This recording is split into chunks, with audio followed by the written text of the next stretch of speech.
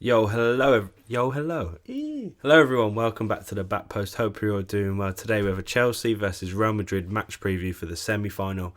Massive game, so big. But before I do that, please make sure you press subscribe. We're really trying to push for 1,000 subscribers, so I'd really appreciate it if you hit that big red subscribe button. Right, let's get into it.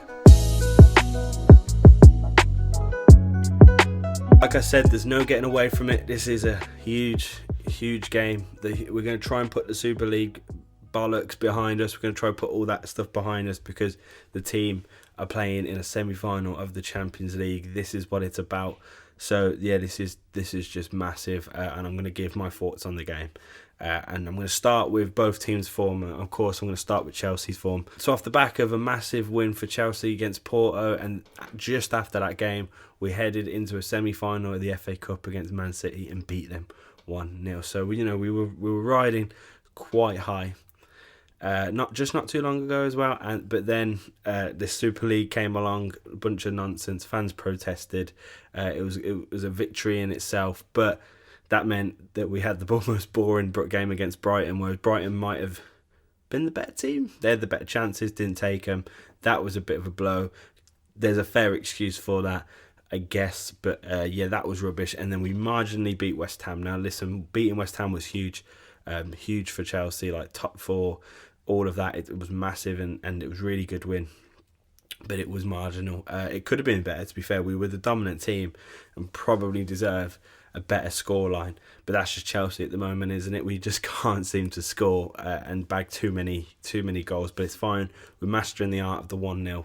I'm absolutely fine with that. And the guy that got the goal, it's TIMO Werner. Listen, this game was the best and the worst of TIMO. Like, he missed some great chances and scored this one, and that's just what you'll get, I think, with TIMO. I think he will miss chances, but I think the goal that we saw was him being instinctive for the first time in a long time. The ball came to him and he put it in straight away. Like, there was no hesitation. I think we've seen a lot of that hesitation before getting the ball. It's coming into him. He's looking around. He's thinking just maybe once or twice, bit longer than he should do. And then this one, there's no thinking. It was just bang, back of the net. And that's what you want to see from him. And that just shows he's got it in him. He's got that instinctive striker aspect in him. So that was huge. And yeah, top four looking nice and pretty now. We put ourselves back in the driver's seat. We kind of keep going driver's seat, then out the back, then driver's seat, then fucking out the back. It's been a bit annoying. So that's all good. And it's a good getting that win, that confidence for this big game coming up Tuesday, tomorrow night. So yeah, that's where Chelsea are. Now Real Madrid have had a similar kind of form graph, if you will. Like, they beat Liverpool, really massive win for them. They just showed their European dominance and class in that game. Then off the back of that, they went and won in El Clasico. Like, that was another big win against Barcelona for their own title race. But since then, they've played 4 games and drew 3 of them 0-0. So they're struggling to score goals. So, same. we can feel that pain, can't we? But no, they've had this, big couple games that they dominated, the same as us, and then kind of come off a little bit, and now we're here. So we're kind of meeting each other at a similar path. Although they have slowed down, that Liverpool game will be stuck in everyone's minds. That game, that first one, the 3-1, it was just it was a masterclass from Real Madrid. It just showed their class, their brilliance, their European nous. Like, it was that midfield as well, the midfield of Modric, Kroos and Casemiro. Like, it was just experience and class and European pedigree, and it's definitely one to be worried by. They've got a backbone at Real Madrid. They've won it all recently. These players have won it all, so that's what we're going up against. And we're actually quite the opposite. We have a young squad, don't we? We have like a young up-and-coming squad with the likes of TIMO, Mount, Havertz. All these lads aren't old. They're getting their experience right now, whereas we're going up against the big boys who have experience. So it's going to be really interesting to see how that kind of plays out. And also, it's Real Madrid, man. They are, as much as maybe they took a dip, as much as their owner's a fucking prick, as much as I'm not saying our owner's any good, but they are Real Madrid. They have the European wins behind them. They're a force to be reckoned with. And we should really remember that going into it. So now I'm going to take you through my lineup. This is what I want to see in the game. This is how I want to play it out. This is how I would play it out, me and all my managerial experience. But no, this is what I want to do. So Mendy's in net, of course. Kepa's played the last couple games, and it kind of went under the radar a little bit when he played against Brighton because of course the Super League nonsense. So that happened, but no, Mendy's number one. He goes in, and then Asby, Silva, and Rudiger as my back line. It's strong, it's solid, it's got experience. They have, a very talented attacking and midfield players. I think we need Silva's experience against those. I think we need Asby's leadership against those, and of course we need Rudiger's aggression. I love Rudiger's aggression. It's my favourite part of his game. We lack a lot of that at the moment. There is no aggression, there is no fucking mindset in this football club. We lack a lot of real aggression to bring to a game, and you need that in big games like this. Like Real Madrid aren't just going to let you run around them, so we need Rudy, we need this strong back line. It's a shame for Christensen. I'm not saying he's a bad player in the slightest. He's brilliant. Lewis loves him. It's great to see, and to be honest, I do see a world where he can play and can start because he's got that bit more youthful defender about him. But for me, I just want the strong, solid back line just to be sure, really. And of course, we're playing the 3-4-2-1 sort of situation, the wing backs and that sort of Tuchel thing. And of course, the wing backs for me are James and Chilwell. Chilwell and James, to be fair, they're both in phenomenal form. They're really coming into their own again, really. Chilwell finding his feet. I think, there was a moment there where Alonso was coming in, and to be fair, it's competition. It's healthy competition, so I'm all for it. But Chilwell stepped his game up since then, and I'm happy to see that. Same with James. I love Reece James. He's a top right back, probably England's best, because I think he's got the all-round game to him. So, yeah, happy to see them two in. And then midfield, Kovacic can't play for this game. I think he's injured, so for me that leaves just one option, and it's Kante and Jorginho. Kante, again, we need that midfield that against Real Madrid. We're going to need someone of his ability. Also Kante's finding a lot more form recently. We saw the photos of him and Tuchel, having a good old cuddle after the game. So we need Kante in there. Jorginho as well to bring the ball forward, take it off the defence, bring it to the attack. The Jorginho thing, I think those two work. They complement each other well.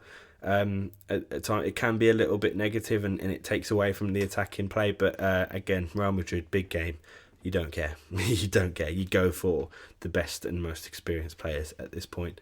And then going forward, the front three, it was a difficult one for me. And I'd be excited to know what you people think in the comments. So let me know with this front three, because I don't really know. I think there's one name on the team sheet that's just always there, and it's Mason Mount.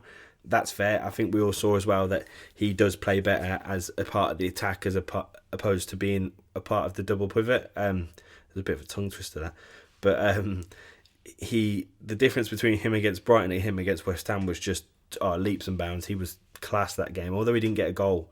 He probably deserved the goal because of the way he played. So he's on the team sheet, of course. And then the other two, I didn't know how to think about it really, because certain players have found form, certain players are good for what different reasons. And the way what I've come to in my head is that, players like Ramos, it should be back for this game. It's reported that he'll be back. Varane, Militao, these are good, solid defenders.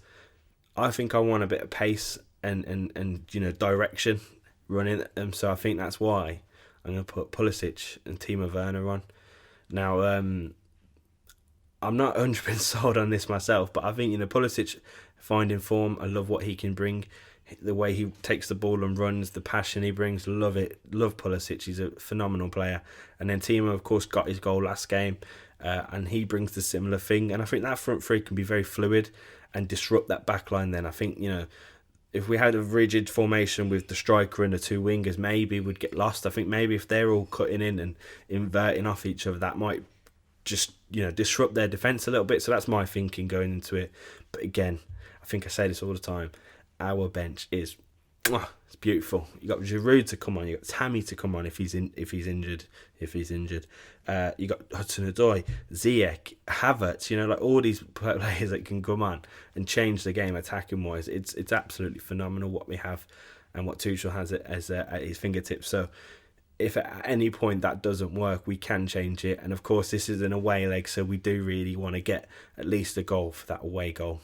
So yeah, that's my lineup. Let me know what you think. I might have pointed that way. It might be that way. But let me know what you think of that lineup. I want to know your thoughts. Get them in the comments below. I'll reply to as many people as I can if you get down there. So let us know what you think. And then the last thing I kind of want to speak about is the elephant in the room almost. And it's Hazard. We're playing against Hazard only a couple of years after he's left. And listen, Hazard's had a terrible time at Real Madrid. And if you're a Chelsea fan, I'm sure your heart goes out to him, man, because we know the guy. We know how fun, happy kind of guy he is. We know how good of a footballer he is. And it's such a shame that he's been riddled with these injuries. And now he probably didn't help himself going into the first season for obvious reasons. But I feel sorry for him. His time at Real Madrid, he wanted to go there. He wanted to be a Galactico. He wanted to be the big signing. Ronaldo had not long left as well. And it just quite hasn't worked out that way. And obviously, I feel bad for that. Now, that all being said, he's going to play against Chelsea now.